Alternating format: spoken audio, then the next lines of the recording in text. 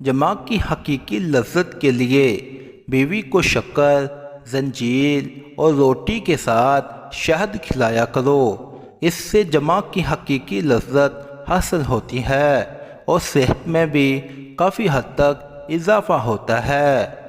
جماع کے لیے عورت ہمیشہ اس مرد کو ریفیوز کر دیتی ہے جو اپنی کمزوری ظاہر کرتا ہے۔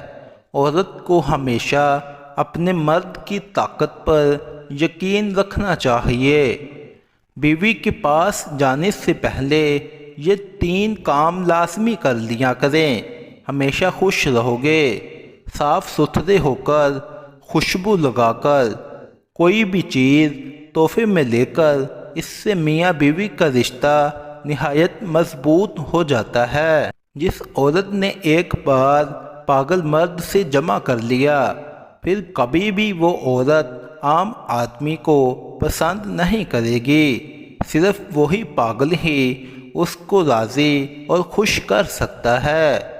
جو عورت گوڑی بن کر ہم بستری کرواتی ہے، اس سے مرد کا مباشرت کا وقت بڑھ جاتا ہے اور لذت جماع میں بھی اضافہ ہوتا ہے۔